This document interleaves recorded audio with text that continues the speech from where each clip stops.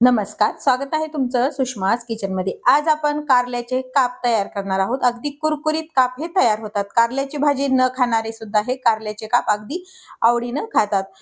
5 ते 6 तास व्यवस्थित हे कुरकुरीत असे कारले राहतात। पाहू शकता तुम्ही अगदी कुरकुरीत हे तयार। रेसिपी शेवटपर्यंत बघा। रेसिपीला लाईक करा, तसेच चॅनलला सबस्क्राइब करा। आता आपण कुरकुरीत कारल्याचे काप किंवा मग कारले फ्राय बनवायला सुरुवात करूया।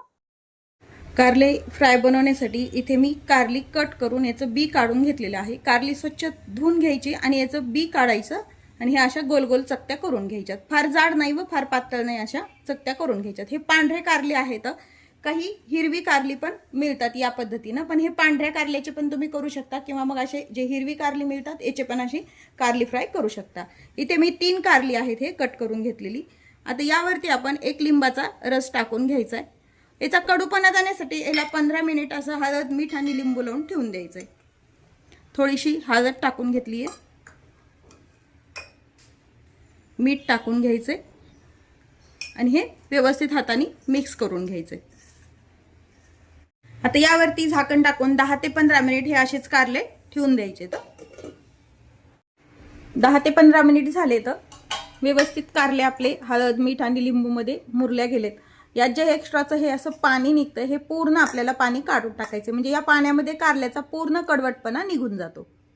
हे कारल्यातलं पूर्ण पाणी आपण काढून टाकले। थोडेसे असे दाबून घ्यायचे एका साईडला आणि पूर्ण पाणी जमेल तेवढं काढून घ्यायचंय। नाहीतर तुम्ही हे कारल्यामध्ये पाणी टाकून धुवून घेतलं तरी चालतं, पण या पद्धतीने जरी केलं तरी हे अजिबात कडू होत नाही। आता यावरती काही मसाले ऍड करूया। लाल तिखट टाकून घ्यायचे, गरजेनुसार तिखट वापरा तुम्ही, कमी जास्त। थोडीशी पुन्हा मी हळद वापरतीये। धना जिरा पावडर 1 चमचाभर टाकून घ्यायची। आपण थोडंसं मीठ आधी व्यवस्थित कारल्याला लावलंय, अगदी थोडं मीठ टाकायचे कारण यामध्ये आपण काही पीठ ऍड करणार आहोत, त्यामुळे गोडा मसाला टाकून घ्यायचा आहे। हरभरा डाळीचं पीठ 2 चमचे टाकायचे छोट्या,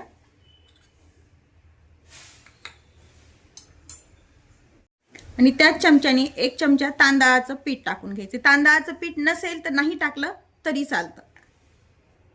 आता हे सर्व जिन्नस छान कारल्याला हातानेच मिक्स करून घ्यायचे। तर पीठ वगैरे व्यवस्थित कारल्याला हे लागलं गेलं पाहिजे। ऑलरेडीच कारल्याला हे ओलसरपणा असल्यामुळे पीठ छान लागले जातं याला।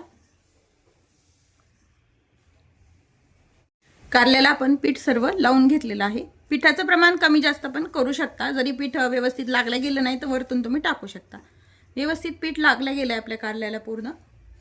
आता कारले जे आहेत आपल्याला शालो फ्राय करायचे, तर तुम्ही डीप फ्राय पण करू शकता, पण मी इथे शालो फ्राय करणार आहे। त्यासाठी मी गॅस सुरू करून नॉनस्टिकचा तवा गरम करायला ठेवलाय। लोखंडी तवा वापरला तरी चालतो।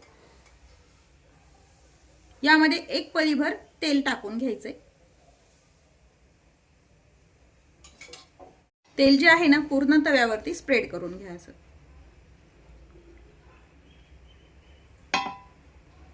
तेल खूप कमी वापरलेलं आहे मी। आता हे व्यवस्थित तेल गरम झाले, एक कारल्याचं पीस या तव्यावरती ठेवून घ्यायचंय आणि गॅस मात्र अगदी कमी ठेवायचा आहे।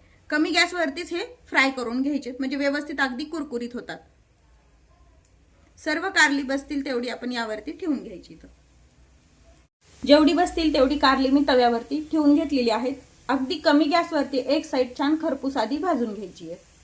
लागलं तर आपण वरतून थोडंसं तेल टाकू शकतो। एक साइड थोडीशी भाजून झाल्यानंतर हे सर्व कारली आपल्याला पलटून घ्यायची आणि दुसरी साइड पण अशीच खरपूस होईपर्यंत आपल्याला भाजून घ्यायची आहे। अगदी कुरकुरीत झाली, एक साइड आपली व्यवस्थित फ्राय झाली आहे। आता पूर्ण कारली आपण ही पलटून घेऊया।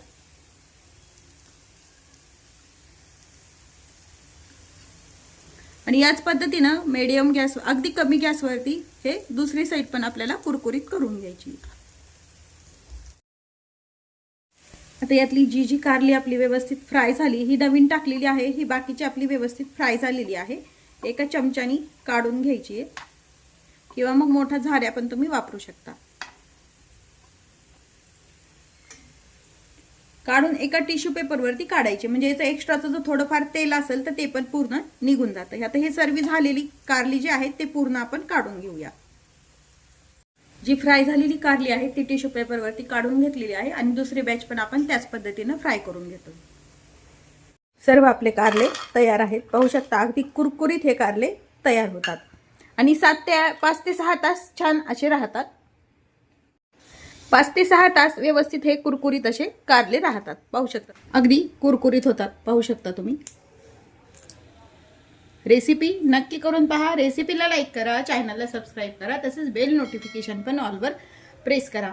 अशाच नवीन रेसिपी सोबत पुन्हा भेटूया. तोपर्यंत बाय बाय. व्हिडिओ पाहिल्याबद्दल खूप धन्यवाद.